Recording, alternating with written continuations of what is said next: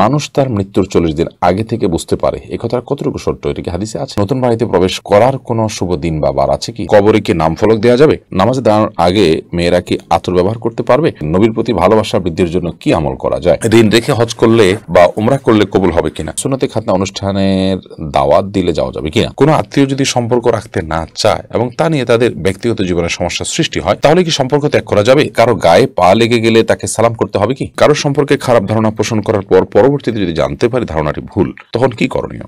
ঘুষ দিয়ে চাকরি করা ইসলামের দৃষ্টিতে জায়েজ আছে কি? প্রশ্ন উত্তর দেওয়ার পালায় আমরা প্রবেশ করি। এমনি আবু জাফর আপনি লিখেছেন, নতুন বাড়িতে প্রবেশ করার কোন শুভ দিন বা বার আছে কি? না, এরকম কোন দিন বা বার শরীয়তে ঠিক করে দেয়নি যে এই দিনে ঢুকলে কল্যাণ হবে, বেশি বরকত হবে, এমন কোনো কথা নেই। যে কোনো দিন আপনি ঢুকতে পারেন, আল্লাহর নাম নিয়ে বিসমিল্লাহ পড়ে আল্লাহর জিকির করে প্রবেশ করবেন, এটি হলো মূল বিষয়। সাজ্জাদ হোসেন আপনি লিখেছেন, কবরে কি নাম ফলক দেওয়া যাবে? কবরে যদি আপনি কোনো নাম ফলক দেন, কবরকে পাকা করে বড় না করা ছাড়া, সেখানে না জায়েজ বা হারাম হবে না ইনশাআল্লাহ তাআলা। কারণ নাম ফলক দেওয়ার অর্থ হলো কোনটা কার কবর, জাস্ট এটা আইডেন্টিফাই করতে পারা, এটি চিহ্নিত এবং নির্ধারিত করতে পারা। তো এটার জন্য নাম ফলক দেওয়া তো কোনো অসুবিধা নেই ইনশাআল্লাহ তাআলা।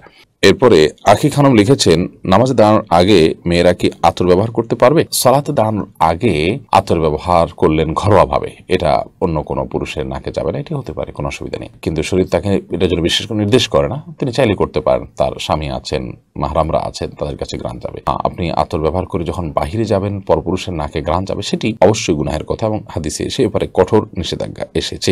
এমনি আলমগীর আপনি লিখেছেন, নবীর প্রতি ভালোবাসা বৃদ্ধির জন্য কি আমল করা যায়? নবীর প্রতি ভালোবাসা বৃদ্ধির জন্য নবী করিম সাল্লাল্লাহু আলাইহি ওয়াসাল্লামের সুন্নাহ অনুসরণ করবেন, অনুকরণ করবেন, তার মর্যাদা এবং হকগুলো জানার চেষ্টা করবেন, বিশেষ করে তার সিরাত জানার চেষ্টা করবেন। নবী সাল্লাল্লাহু আলাইহি ওয়াসাল্লামের সিরাত যত বেশি জানবেন, যত বেশি জানার সুযোগ হবে, তত বেশি আপনি নবী করিম সাল্লাল্লাহু আলাইহি ওয়াসাল্লামের প্রতি ভালোবাসা আপনার মধ্যে তৈরি হবে এবং সৃষ্টি হবে ইনশাআল্লাহ তাআলা। আসিফ আহমেদ আপনি লিখেছেন, ঋণ রেখে হজ করলে বা উমরা করলে কবুল হবে কিনা? ঋণ যদি সিস্টেমিক্যাল ঋণ হয়, যে ঋণটা আপনি পরিশোধ করবেন, যার কাছে ঋণ তার কাছ থেকে সময় নেওয়া আছে, সেই সময়ের মধ্যে আপনি পরিশোধ করবেন, এর মধ্যে আপনার উমরা যাওয়ার সুযোগ হয়েছে, হজ করার সুযোগ হয়েছে, আপনি করতেই পারেন। কিন্তু যদি ব্যাপারটা এরকম হয় যে ঋণ যার কাছ থেকে নিয়েছেন, তার কাছ থেকে ঋণ পরিশোধ করার যে সময় ছিল সেটি পার হয়ে যাচ্ছে, অথবা আপনি দিচ্ছেন না, তার দিক থেকে তাগাদা আছে, আপনি সেটাকে কেয়ার করছেন না, এদিকে আপনি উমরা করতে যাচ্ছেন, হজ করতে যাচ্ছেন, অবশ্যই আপনার জন্য এই হজ বা উমরা করা জায়েজ নয়।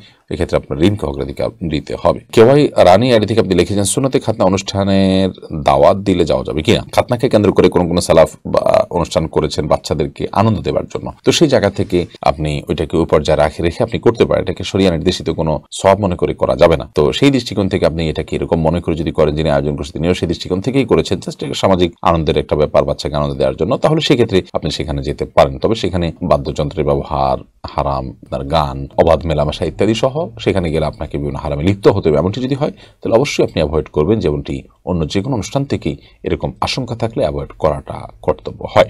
মধু প্রধান এআইডি থেকে আপনি লিখেছেন, কোনো আত্মীয় যদি সম্পর্ক রাখতে না চায় এবং তা নিয়ে তাদের ব্যক্তিগত জীবনের সমস্যা সৃষ্টি হয়, তাহলে কি সম্পর্ক ত্যাগ করা যাবে? আত্মীয় যদি সম্পর্ক রাখতে না চায়, তাহলে তিনি অপরাধী হবেন। আপনার নিজে থেকে আপনি তার সাথে সম্পর্ক না রাখার ব্যাপারে আগ্রহী হবেন না, উদ্যোগী হবেন না। তিনি সম্পর্ক রাখতে চাচ্ছেন না, তিনি রাখছেন না, আপনি রাখলে তিনি বিরক্ত হচ্ছেন, কষ্ট পাচ্ছেন, তাহলে সেক্ষেত্রে আপনি নিজেকে দূরে রাখলেন, কারণ আপনার গুনাহ হবে না, কারণ আপনি চেষ্টা করেছেন কিন্তু সে সেটিকে নিচ্ছে না। বরং আত্মীয়র সাথে সম্পর্ক রাখা তো তার কল্যাণার্থে, তার প্রতি দায়িত্ববোধের জায়গা থেকে। সেখানে তিনি যদি বিরক্ত বোধ করেন, কষ্ট পান, তাহলে সেক্ষেত্রে তাকে কষ্ট দেওয়ার তো কোনো যুক্তি থাকতে পারে না। বিধায় আপনি যদি দূরে থাকেন, আপনার কোনো গুনাহ হবে না, কিন্তু আপনার আন্তরিক চেষ্টা থাকা উচিত যে না, আমাদের মধ্যকার সম্পর্কটা এরকম না হয়, বরং আমরা স্বাভাবিক সম্পর্কে চলে আসবো। সেটি আপনি অন্য কাউকে দিয়ে বুঝিয়ে হোক, যেভাবে হোক, সেই দিকে আপনি যেতে পারলে সেই চেষ্টা আপনার করা উচিত অবশ্যই।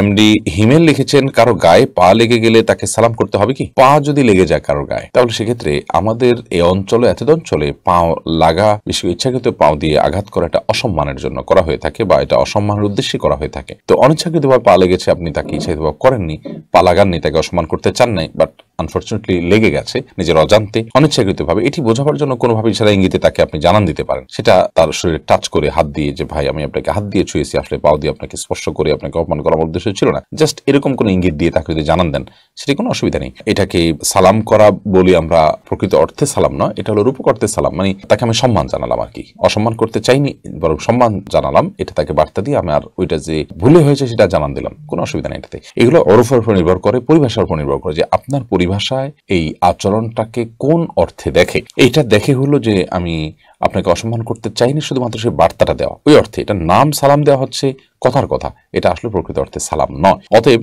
হাত দিয়ে ছুঁয়ে তাকে বা হাসি মুখে তাকে জানান দেওয়া যে বা আমার ভুলে লেগেছে এটি, সেটাতে কোনো দোষের কিছু নেই। সুলাইমান হাওলাদার আপনি লিখেছেন, কারোর সম্পর্কে খারাপ ধারণা পোষণ করার পর পরবর্তীতে যদি জানতে পারি ধারণাটি ভুল, তখন কি করণীয়? প্রথম কথা হলো যে কারোর সম্পর্কে, কোনো মুসলমান সম্পর্কে খারাপ ধারণা করা গুনাহের কথা। আল্লাহ রাব্বুল আলামিন কোরআনে হাকিমে বলেছেন, আউযু বিল্লাহি মিনাশ শাইতানির রাজীম, ইয়া আইয়ুহাল্লাযীনা আমানু ইজতানিবু কাসীরাম মিনাদ-যান ইন্না বা'দাদ-যান্নি ইসম। হে ঈমানদারগণ, তোমরা অনেক ধারণা এগুলো থেকে বেঁচে থাকবে, কারণ কিছু কিছু ধারণা এগুলো গুনাহ, অর্থাৎ কারোর ব্যাপারে মন্দ ধারণা যখন করা হয় সেটি গুনাহ হয়। নবী রাসূলুল্লাহ সাল্লাল্লাহু আলাইহি ওয়াসাল্লাম বলেছেন, ইয়াকুম ওয়াজ-যান, তোমরা কারোর ব্যাপারে মন্দ ধারণা করা থেকে বেঁচে থাকবে। ফাইন্না যান্না আকযাবুল হাদিস, কারণ কারোর ব্যাপারে মন্দ ধারণা করলে এটি সবচেয়ে বড় মিথ্যাচার হয়ে থাকে। এজন্য ঈমানদার কখনো কারোর ব্যাপারে কুধারণা করবে না। যথাসম্ভব তার কোনো উক্তি ইত্যাদির কারণে কোনো ধারণা নিতে হলে ভালো এবং ইতিবাচক ধারণা করার চেষ্টা করবে। ভালো ধারণা করার সুযোগ খুব কম, তারপরেও যদি একটি ব্যাখ্যাও দেওয়া যায় যে এর এই কারণ হতে পারে, তাহলে তিনি ভালো ধারণা করার চেষ্টা করবেন। যদি তিনি এটাকে ভালো ধারণা করার মতো কোনো ইস্যু খুঁজে পাচ্ছে না যে কোন অ্যাঙ্গেল থেকে এটাকে ভালো বলবেন, তাহলে তিনি মনে করবেন যে হয়তো কোনো অ্যাঙ্গেল আছে যেটা আমার জানা নেই, হয়তো তার কোনো ওজোর আছে যেটা আমার জানা নেই। তারপরও ভালো ধারণা করার আপ্রাণ চেষ্টা করবে যখন এটি একান্ত তার ব্যক্তিগত, অর্থাৎ তার বিষয়ে কোনো জাজমেন্টাল কমেন্টে আপনাকে যেতে হবে। সেই সময় আপনাকে অবশ্যই এরকম ধারণা পোষণ করতে হবে অ্যাজ এ মুসলিম। কিন্তু আপনি যদি কখনো ধারণা খারাপ করে ফেলেছেন, তাহলে অবশ্যই আল্লাহর কাছে আপনি ইস্তিগফার করে মাফ চাইবেন এবং আপনার অবস্থান থেকে আপনি সরে আসবেন। ইনশাআল্লাহ আল্লাহ তাআলা আপনাকে মাফ করবেন। ফাতিমস এআইডি থেকে আপনি লিখেছেন, মানুষ তার মৃত্যুর 40 দিন আগে থেকে বুঝতে পারে, এই কথাটা কতটুকু সত্য? এটা কি হাদিসে আছে? না, এরকম কোনো হাদিস আছে বলে আমাদের জানা নেই যে মৃত্যুর 40 দিন আগে মানুষ বুঝতে পারে তার মৃত্যু হতে যাচ্ছে, এরকম কোনো কথা নেই। বরং নবী করিম সাল্লাল্লাহু আলাইহি ওয়াসাল্লাম তার বিভিন্ন হাদিস থেকে, কোরআনে কারীম, আল্লাহ রাব্বুল আলামিনের কালামে বিভিন্ন আয়াত থেকে আমরা জানতে পারি যে মানুষের মৃত্যু কার কখন হবে কেউ জানে না আল্লাহ ছাড়া। ওমা তাদরি নাফসুন বিআইয়ি আরদিন তামুত, কেউ জানে না কে কোথায় কখন মৃত্যুবরণ করবে। বিধায় 40 দিন আগে থেকে মানুষ বুঝতে পারে, এটি একেবারে অসত্য কথা, কারণ হাদিসের সাথে কোনো সম্পর্ক নেই। এরপর প্রশ্ন হলো, ঘুষ দিয়ে চাকরি করা ইসলামের দৃষ্টিতে জায়েজ আছে কি? প্রথম কথা হলো যে আপনার জন্য চাকরি যদি ঘুষ দেওয়া ছাড়া কোনো উপায় না থাকে, তাহলে চাকরি না করে আপনি ব্যবসা বাণিজ্য অন্যান্য উদ্যোগ নেওয়ার চেষ্টা করবেন। প্রয়োজনে যে চাকরি ঘুষ দিয়ে নিতে হচ্ছে, এই চাকরি ছেড়ে তার চেয়ে ছোট চাকরি করবেন ঘুষ ছাড়া। অর্থাৎ ঘুষ সাধারণ অবস্থায় দেয়া এবং নেওয়া দুইটাই হারাম। অতএব হারাম থেকে বাঁচার জন্য আমাদের আপ্রাণ চেষ্টা থাকতে হবে। এটার জন্য যত চেষ্টাই করি আমরা, যত কষ্টই করি আমরা, সেটি ইবাদত হিসাবে গণ্য হবে। আল্লাহ রাব্বুল আলামিন বলেছেন, ওয়াল্লাযীনা জাহাদু ফীনা লানাহদিয়ান্নাহুম সুবুলানা, যারা আমার পথে আসার জন্য চেষ্টা করবে আমি তাদেরকে বহুমুখী পথ দেখাবো। অতএব আপনি হারাম থেকে বাঁচার জন্য আপ্রাণ চেষ্টা করবেন যে আমি ঘুষ দেব না, ঘুষ দেওয়া হারাম, ঘুষ দাতা, ঘুষ গ্রহীতা, ওর উপর আল্লাহ তাআলা লানত বর্ষিত হয়। অতএব আপনি চেষ্টা করবেন যে তার চেয়ে ছোট চাকরি করব, প্রয়োজন আমি চাকরি করবোই না, আমি ছোটখাটো কোনো উদ্যোগ, ব্যবসা ইত্যাদি কাজ শুরু করব প্রয়োজনে, তারপর আমি হারামে যাব না। এরকম নো কম্প্রোমাইজ জায়গা যদি যেতে পারেন, তাহলে সেক্ষেত্রে আল্লাহ রাব্বুল আলামিন আপনাকে বারাকা দিবেন, আপনার জীবনে কল্যাণ হবে এবং কষ্ট হলে আল্লাহ তাআলার কাছে আপনি আজর এবং সওয়াব লাভ করবেন। যদি কোনো কারণে আপনার জন্য বিকল্প কোনো পথ খোলা না থাকে এবং এই চাকরির জন্য আপনি উপযুক্ত, তারপর আপনাকে অন্যায়ভাবে ঘুষ দিতে বাধ্য করা হচ্ছে, তাহলে সেক্ষেত্রে নিরুপায় অবস্থায় আপনার জন্য ঘুষ দেওয়াটা জায়েজ হতে পারে, কিন্তু যিনি গ্রহণ করছেন তার জন্য হারাম। অতএব খোলাসা কথা হলো, ঘুষ না দিয়ে যথাসম্ভব সততার উপর টিকে থাকার জন্য আপ্রাণ চেষ্টা করব, যত রকম ত্যাগ করা লাগে করবো। একান্তই এমন কোনো কাজ হচ্ছে আসলে এই কাজটি ঘুষ দেওয়া ছাড়া আমার আর হচ্ছে না এবং বিকল্প পথ এই মুহূর্তে আমার নাই এবং আমি অনেক বেশি কষ্টে আছি, সীমাহীন কষ্টে আছি, তাহলে সেক্ষেত্রে ন্যায্য অধিকার পেতেও আমাকে ঘুষ দিতে বাধ্য করা হচ্ছে, তাহলে সেক্ষেত্রে অনন্য উপায় হয়ে এই কাজের প্রতি ঘৃণা রেখে আপনি ঘুষ দিতে পারবেন, যেহেতু আপনি মাজলুম, আপনাকে বাধ্য করা হচ্ছে সেই জায়গা থেকে।